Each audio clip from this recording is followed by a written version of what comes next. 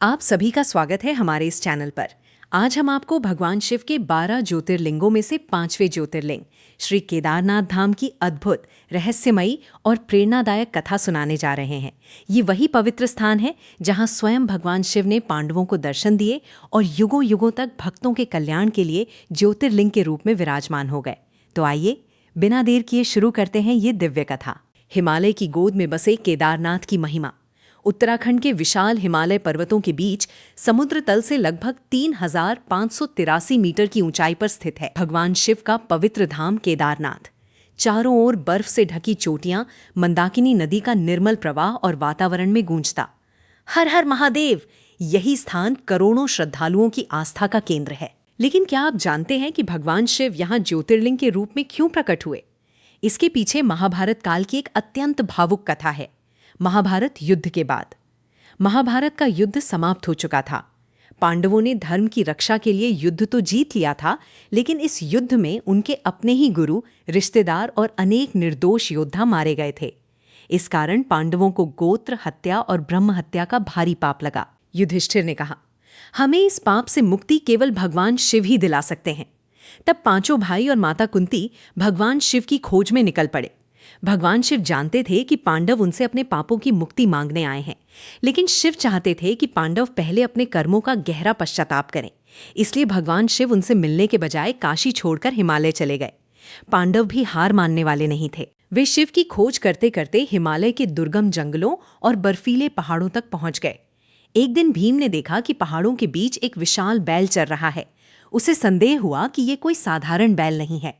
भीम ने अपने दोनों पैर 2 पहाड़ों पर फैला दिए ताकि बैल भाग न सके। तभी वो बैल अचानक धरती के भीतर समाने लगा। भीम ने तुरंत उसकी पीठ पकड़ ली। उसी क्षण भगवान शिव अपने वास्तविक दिव्य स्वरूप में प्रकट हो गए। पूरा हिमालय ते नमः शिवाय के दिव्य स्वर से गूंज उठा। भगवान शिव ने पांडवों का पश्चाताप देखकर उन्हें क्षमा कर दिया। उन्होंने कहा, तुमने धर्म की रक्षा के लिए युद्ध किया था, अब तुम्हारे पाप समाप्त होते हैं। जिस स्थान पर बैल की पीठ कुबड़ प्रकट हुई, वहीं भगवान शिव केदारनाथ ज्योतिर्लिंग के रूप में स्थापित हो गए। कहा जाता है कि बैल के अन्य अंग अलग अलग स्थानों पर प्रकट हुए। इन्हें आज पंच केदार कहा जाता है। केदारनाथ, पीठ तुंगनाथ, भुजाएं रुद्रनाथ, मुख मध्य महेश्वर, नाभि कल्पेश्वर, जटा। इन 5 मंदिरों की यात्रा अत्यंत पुण्यदायी मानी जाती है। एक अन्य कथा के अनुसार भगवान विष्णु के अवतार नर और नारायण ऋषि बद्रीनाथ क्षेत्र में कठोर तपस्या कर रहे थे। वे प्रतिदिन मिट्टी का शिवलिंग बनाकर भगवान शिव की पूजा करते थे। उनकी हजारों वर्षों की तपस्या से प्रसन्न होकर भगवान शिव प्रकट हुए और वरदान मांगने को कहा।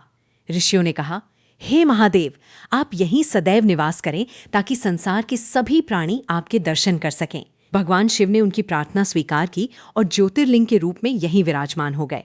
मान्यता है कि भगवान शिव के दर्शन के बाद पांडवों ने सबसे पहले यहाँ मंदिर का निर्माण कराया। बाद में समय के साथ मंदिर जीर्ण शीर्ण हो गया।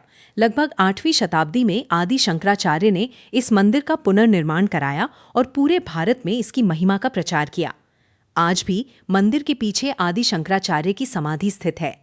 केदारनाथ मंदिर हजारों वर्षों से हिमालय की कठोर परिस्थितियों का सामना कर रहा है। भारी बर्फबारी, तेज हवाएं और कठिन मौसम भी इसकी आस्था को डिगा नहीं सके। साल 2013 में उत्तराखंड में भयंकर बाढ़ आई। चारों ओर भारी तबाही मच गई, लेकिन आश्चर्यजनक रूप से मंदिर सुरक्षित रहा। मंदिर के पीछे एक विशाल शिला आकर रुक गई, जिसने तेज जलधारा का अधिकांश वेग मोड़ दिया। भक्त इसे भगवान शिव की दिव्य कृपा मानते हैं और उस शिला को भीम शिला के नाम से जानते हैं। केदारनाथ की यात्रा आसान नहीं है।